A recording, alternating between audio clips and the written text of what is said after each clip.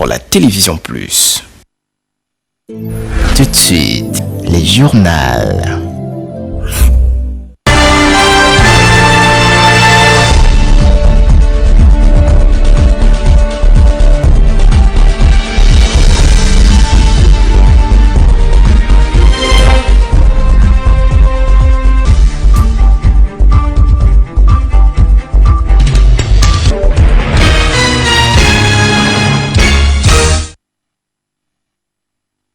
S'enquérir de l'état de fonctionnement des écoles privées et de la manière dont sont dispensés les cours dans ces écoles après quelques jours de la rentrée des classes a été le leitmotiv de cette visite de travail du chef de quartier 410 Mbota Carlos dans sa circonscription administrative. Il était accompagné de ses chefs de zone. Partout où ils sont passés, quelques failles ont pu être observées dans certaines écoles. L'on peut citer parmi ces failles le manque d'électricité dans les salles de classe, l'état des latrines non conformes aux normes d'hygiène, une pléthore d'élèves dans les salles comme à l'école publique. Hélas. Et pour finir, pas de drapeau dans quelques cours. Aussi, la culture de la levée des couleurs semble être bafouée. Au sortir de cette ronde de travail, le chef du quartier 410 Mbota Carlos, Edmond Mounzita, se dit être un peu satisfait, non sans interpeller les promoteurs de ces établissements scolaires privés. Bon, la première observation faite qui saute à l'œil nu, c'est que dans certains établissements, nous n'avons pas trouvé le drapeau de la République. Porter leur bavette, beaucoup d'élèves, même le corps enseignant, beaucoup aussi. Donc cette affaire, on est obligé de les appeler pour leur dire ce qu'ils doivent faire dorénavant pour que ça aille mieux. Dans une salle, on ne peut pas assister à ce qu'on a vu là. Parce que même les enfants, entre eux, ils ont de la peine même à bouger. Hein? C'est des effectifs dans la salle, bien sûr, pléthoriques. Il va falloir qu'on leur demande d'éclater ces salles s'ils veulent que ça marche normalement, conformément aux lois de la République. Donc, vraiment, il y a des salles où les enfants sont coincés. Bien sûr, il y a beaucoup de choses à arranger, mais on peut dire que les moyennes, un peu acceptables. Il reste encore beaucoup de choses à faire. Ayant touché du doigt quelques réalités des conditions d'apprentissage des élèves qui sont la relève de demain, le chef du quartier 410 a promis y veiller en sa qualité d'administrateur de proximité pour que les promoteurs s'attellent à aller vers la norme pour le bien-être des élèves et enseignants de sa circonscription administrative.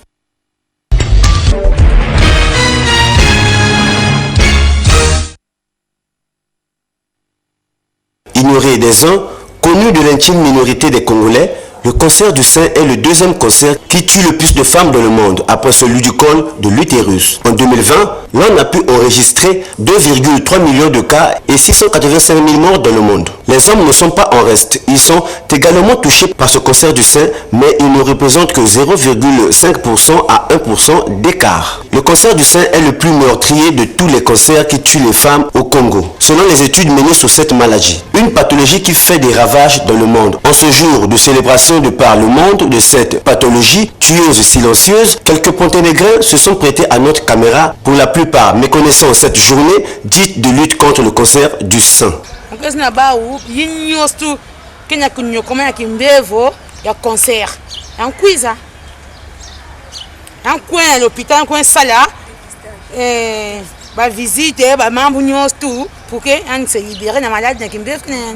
Vous savez, mais sauf que il y a beaucoup de gens qui ont dit que la journée non, mais tu savais que journée qui existait. De ne pas ignorer cette maladie-là, parce qu'elle existe vraiment et ça tue beaucoup de femmes. Il faut que beaucoup de femmes aient conscience de cela, parce qu'à cause de ça, il y a beaucoup de morts et on accuse beaucoup plus de sorciers sans savoir. Donc quand on a conscience de ça et qu'on connaît, qu'on accepte la maladie, ça sera plus facile pour beaucoup de personnes. Il y aura moins de morts causées par cette maladie-là.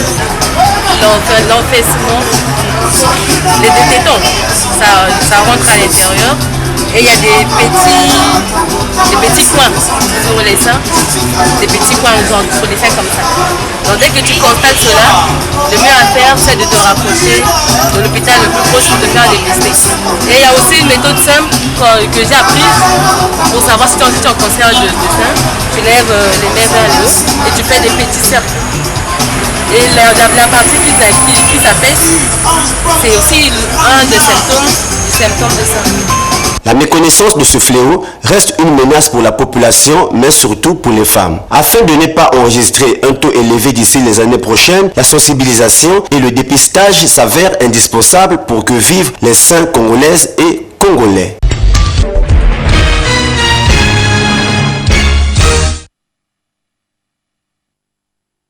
Nous nous disions que c'est l'état de la route qui était à l'origine de notre inexploitation.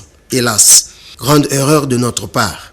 Nous avons aujourd'hui compris que c'est la paresse, la négligence, la vantardise, l'esprit bureaucrate et l'absence criarde de l'esprit entrepreneurial dont font montre les Congolais qui seraient la cause non seulement de notre inexploitation, mais surtout de la dépendance et de l'insécurité alimentaire que notre pays connaît.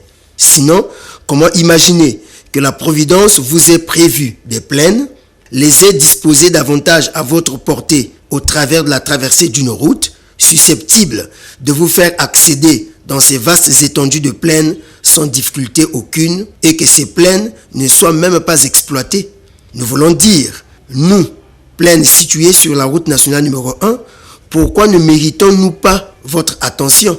Que n'avons-nous pas comme atout pour que tous, du sommet à la base, nous traversent et en grande vitesse d'ailleurs, sans que nous ne vous inspirons l'idée d'entreprendre, le cas échéant, une plantation, un verger, un étang, une ferme, une miellerie, une habitation, pourquoi pas. Ceux qui pensent qu'il faut restaurer l'autorité de l'État en cassant les avoirs des populations en ville là-bas, pourquoi ne viennent-ils pas ici pour venir établir l'autorité de l'État en nous urbanisant avant que les anarchistes et les faussaires n'arrivent, avant que l'urbanisation sauvage, semble-t-il, orchestrée par les terriens, ne nous gagne?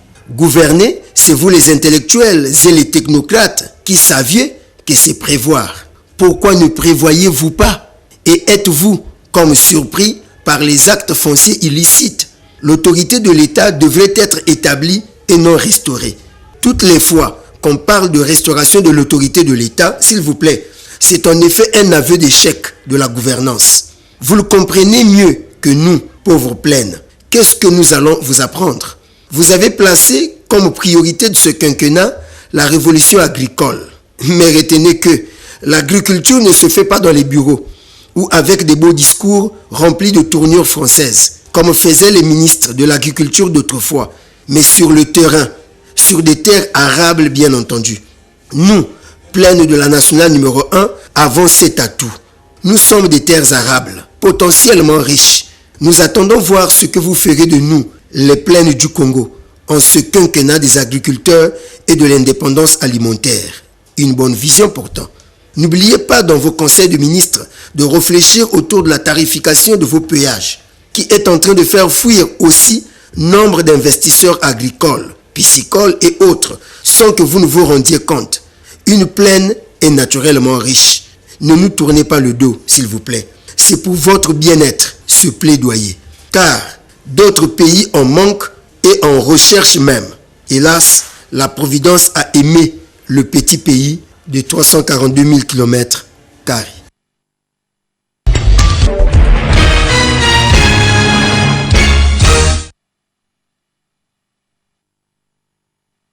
Vous serez d'accord avec nous que le secteur du foncier est à la une des conflits dits fonciers dans notre pays, au point qu'il ressort que 90% des litiges dans nos tribunaux à Pointe-Noire sont dus à la terre. Vente illicite et usurpation des limites par ici, fausse qualité de propriétaire, fausse famille terrienne et faux acquéreurs par là. Tout se passe comme s'il n'y avait pas moyen de faire autrement que de voler les terres ou les terrains d'autrui, superposer les plans ou encore reprofiler des vieux lotissements afin de prétendre gagner d'autres parcelles de terrain, mais s'il vous plaît, illicitement. De lotissements parfois nocturnes, accompagnés des groupes de gangs et des topographes amateurs et véreux. Que vous dis-je? Il y a aussi la montée d'un phénomène qui semble devenir une culture chez nous, celui de la vente ou de l'achat des demi-terrains à Pointe-Noire, mais surtout à Brazzaville, comme si le Congo n'était constitué que de ces deux villes. Non, chers compatriotes, le Congo regorge encore des vastes étendues de terres dans ces autres localités, encore non habitées et peut-être même non exploitées. Comme vous le constatez, nous sommes sur la route nationale numéro 2. Voyager par route Au sud comme au nord du pays, sur la traversée de localités ou des départements, vous rencontrerez ces étendues de terre faites des plaines, parfois au paysage éblouissant et séduisant, là où la main de l'homme n'est pas encore passée. L'environnement est encore vert et naturellement organisé. Loin de toute pollution atmosphérique, le cas de cette montagne à la traversée d'inonies falaises, les gens ont trouvé qu'elle a la forme du chapeau de l'évêque catholique,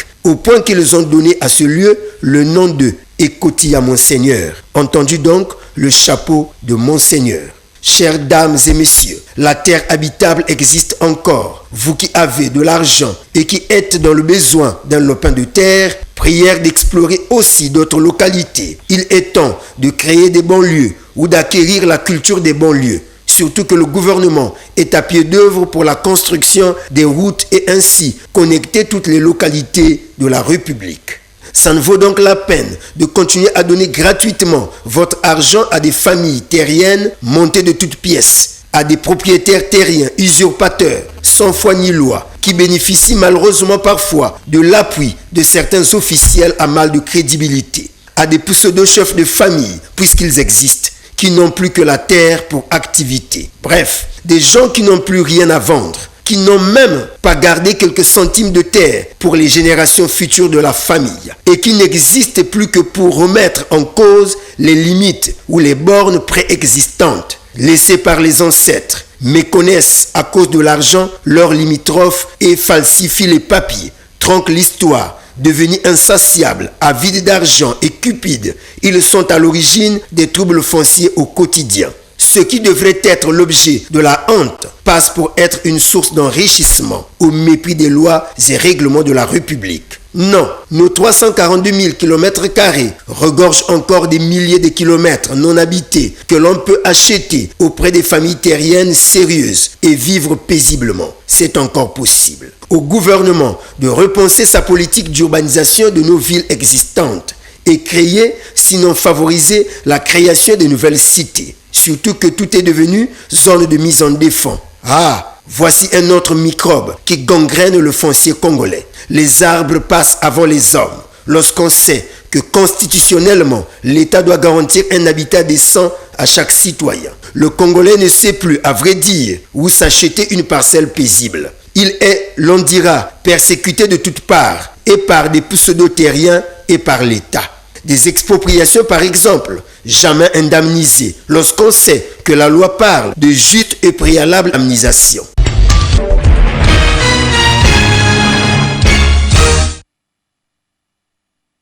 Le Congo, ce petit pays de 342 000 km², regorgeant de multiples atouts en ressources naturelles, tels un sol très fertile, un sous-sol garni de minerais, une forêt dense et encore verte, dite bassin du Congo, de l'eau à satiété, des produits forestiers non ligneux, bref, des ressources naturelles inestimables, car bien d'autres sont encore inexplorées, donc inexploitées. Une ressource humaine, principalement jeune, ses bras valides. De quoi dire, ouf, les atouts sont réunis pour développer la mère patrie. Hélas, un fléau est en train de gangréner justement le développement de la mère patrie, tel un virus qui a traversé les frontières et est devenu une pandémie que vous nous permettrez de dénommer corruption virus. Oui, le coronavirus Covid-19 est un virus dangereux, décime en une fraction de seconde de milliers de vies, d'où la lutte hautement acharnée des autorités de par le monde par le biais des mesures drastiques de restriction pour l'éradiquer. Mais la corruption virus, qui l'éradiquera, avec quelles mesures? Bien malin qui le dira. Car des décennies entières aujourd'hui, elle gangrène tous les secteurs d'activité. Et presque tous les Congolais, du sommet à la base, de la base au sommet, ont été testés positifs à la corruption virus, qui passe pour être une norme, un process dans le circuit administratif congolais. Au point qu'on peut huer sur vous si vous n'êtes pas dans la logique des pots de vin. Pour obtenir un marché, une pièce administrative, entendu, le permis de conduire, le passeport, la carte nationale d'identité, l'acte ou l'extrait de naissance, le certificat médical, la formalisation de son entreprise, une audience auprès d'une autorité, l'arrêté de recrutement dans la fonction publique, les documents cadastraux, la carte de résidence, bref, les positifs à la corruption virus obtiennent solution à leur situation et souvent bien plus rapidement que les négatifs à la corruption virus. Dommage. Mais qu'est-ce à dire la corruption virus? C'est un mot composé de 2 mots, à savoir corruption et virus. La corruption en droit, c'est l'action de détourner quelqu'un de son devoir pour l'engager à faire quelque chose contre l'honneur, moyennant finance ou argent, ou altération de la substance d'une chose et la putréfaction qui en résulte. Et virus en biologie veut dire entité biologique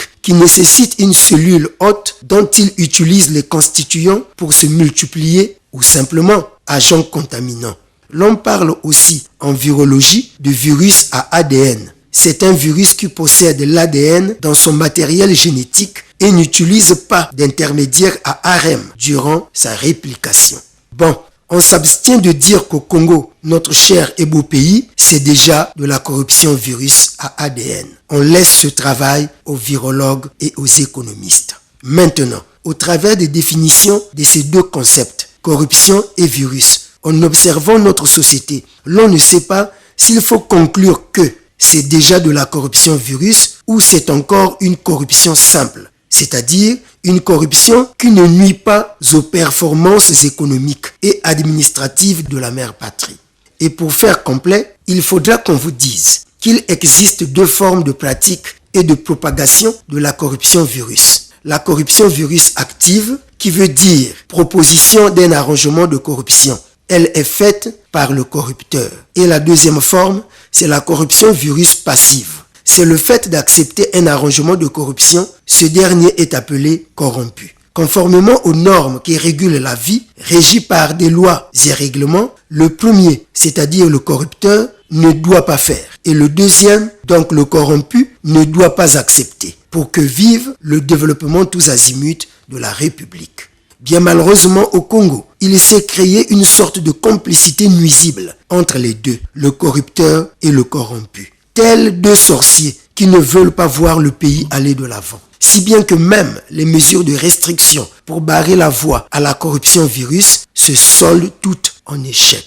Tenez, une commission anticorruption a existé dans ce pays sans que les 2 patients vecteurs de la corruption virus ne s'inquiètent. Et le pouvoir exécutif a pensé que c'est peut-être dû à la simplicité du nom dont portait cette commission et des modalités du choix des acteurs qui l'animaient. Voilà qu'il va procéder au changement du nom simpliste, à ce jour dénommé Haute Autorité de lutte contre la corruption. Libre à chacun d'apprécier à sa juste valeur son travail jusqu'ici.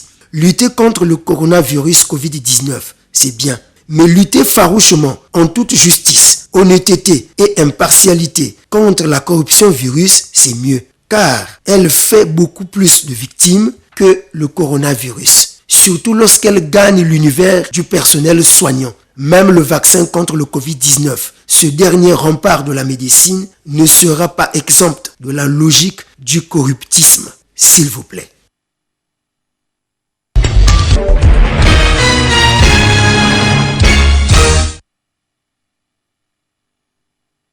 Il y a de cela quelques jours, nous effectuons un reportage autour de cette décharge publique sauvage. Créée par les habitants de ce quartier Luandjili, secteur CEG Mouepati, ils disent par manque de bac à ordures, empêchant ainsi le bon apprentissage des élèves de cet établissement public, assujettis à étudier dans les odeurs nauséabondes que dégage cette poubelle, puisque nous y avons trouvé même un chien en putréfaction. Des jours après, croyant que solution a été trouvée par les autorités compétentes. Hélas, rien n'a été fait, mais bien plus que les choses vont de mal en pis. Et lorsque c'est comme ça, les enfants, en ignorant, trouvent en cette poubelle être une opportunité pour verser dans la sauvagerie au risque et péril de leur vie. Ardente Ngwabi, habitante de ce quartier, lance un cri d'alarme. Je suis ravie que vous passiez parce que franchement la poubelle là nous dérange maintenant.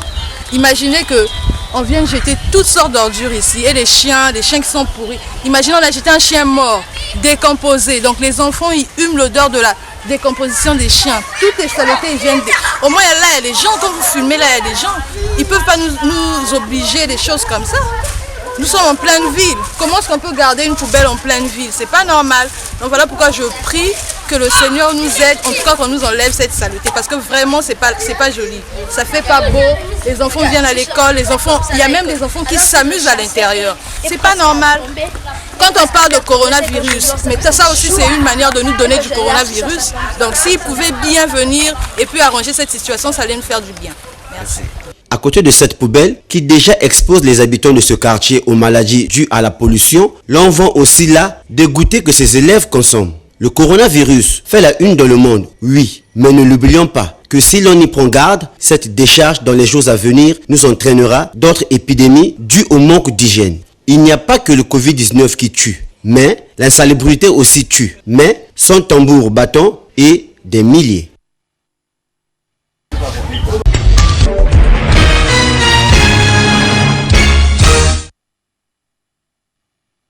Nous voulons d'une chose et son contraire, des bonnes conditions de vie et l'insalubrité. Le cas échéant, nous voulons certainement d'une ville moderne où il fait beau vivre. Mais lorsque nous vandalisons le matériel qui sert à rendre propre notre ville, il y a problème.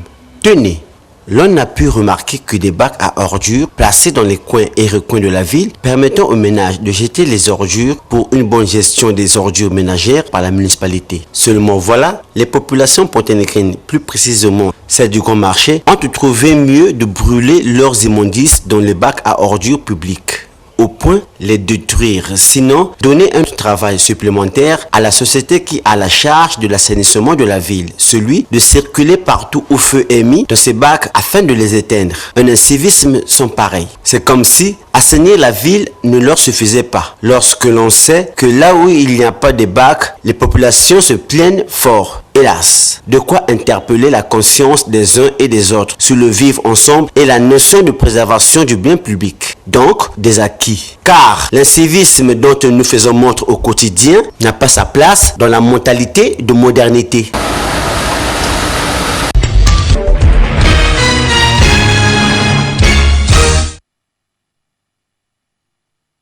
Selon les faits racontés par des citoyens ayant vécu cet accident de circulation, le taximan roulant à grande vitesse puisqu'il avait à son bord une femme enceinte qui serait dans les douleurs d'accouchement, aurait voulu dépasser un gros camion de la société Averda, a vu sa course se terminer dans cet atelier de soudure, emportant sur son passage ce vélo communément appelé Jakarta, provoquant des dégâts matériels, nous a confié un citoyen qui aurait vécu les faits. Par rapport à ce qu'elle avait tort, même nous merci Mingi, et nous avons sa grâce vers le monde. Parce que quand on a là, nous avons camion ou même si des passages, camion se remplacer dans le monde. Donc nous avons merci Mingi, et nous avons ça dans le monde, par rapport à nous. Répétez plus. Ça n'a rien mais le problème est qu'on a coincé à vers la zone. Mais on a vers la coincé à vers la zone, c'est le moi toi le faire la maison moi pour ça comme si tu es aussi du boulot aussi mal à moi c'est camion balouka. Après elle avait ça là la administration voilà pour merci Mingi, nous travaillons, mais c'est ça la tête là. Tout le monde va vous le problème. Moi, je vais blesser grave, je vais trop, mais ça, moi, je suis non, les l'hôpital, mais quand même, ça passe bien. Si nous étions dans un pays développé, ce genre de cas ne devrait pas se produire grâce à la prévoyance sociale. Et aux dernières nouvelles, la femme enceinte serait bien portante.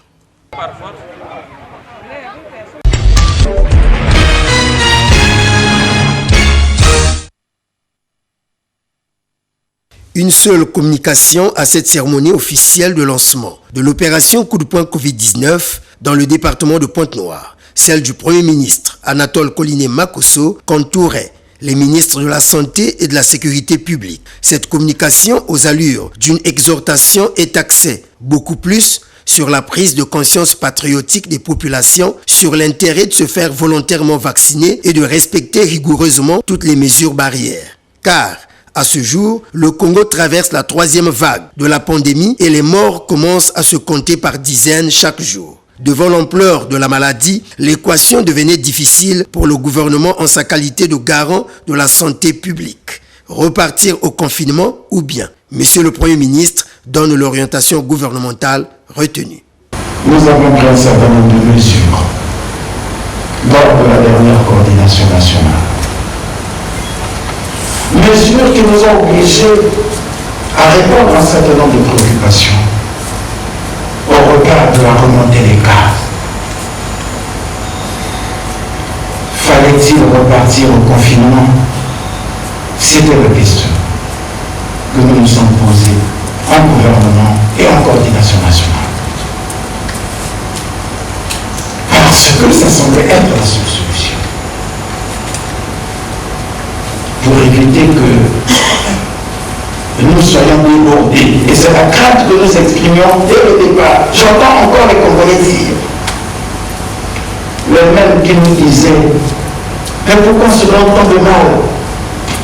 On se demande même si la maladie en question existe. Et puis il n'y a pas assez de cas.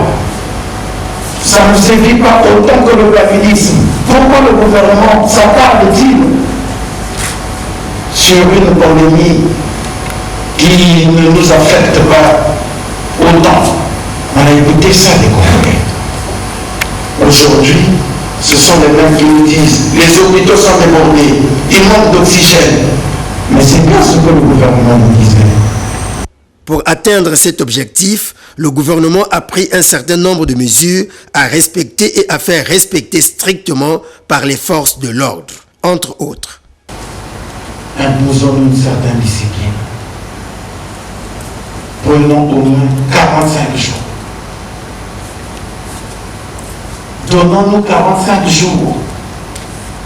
On va voir si on peut contenir la menace. Et pendant les 45 jours, renforçons la vaccination. La vaccination.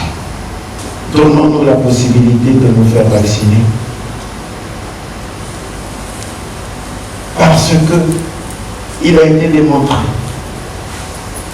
que la vaccination nous permet au moins de ne pas être exposés aux formes graves. Je passe les activités de surveillance épidémiologique d'atterrir sur le contrôle. Le contrôle. Les services de sécurité doivent être debout. C'est le travail de la police et de la gendarmerie. De savoir que nous sommes en guerre. Et d'être sur le terrain. D'occuper la ville. Au sortir de cette communication qui a réuni les autorités politico-administratives, militaires, sanitaires, religieuses, ainsi que les présidents des quartiers et des associations de Pointe-Noire, le commandant territorial de la police de Pointe-Noire et du Kwilu, Jean-Pierre Okiba, à qui revient la grande responsabilité de redoubler de vigilance pendant ces 45 jours que vont durer l'opération coup de poing Covid-19, a dit en substance ceci. Le Premier ministre a parlé. Nous sommes à l'exécution. Et donc j'invite tout le monde, toute la population à se conformer aux dites prescriptions. Il n'y a pas autre chose. Déjà depuis presque une année et demie, ce sont les mêmes mesures. Mais malheureusement, il y a eu comme un relâchement. Étant donné le contexte qui est difficile en ce moment-ci, donc nous en appelons à la conscience de tout le monde. Mais notre engagement n'est pas négociable à ce sujet. Nous allons être très durs, comme l'a dit le Premier ministre. Nous allons occuper le terrain 24 heures sur 24.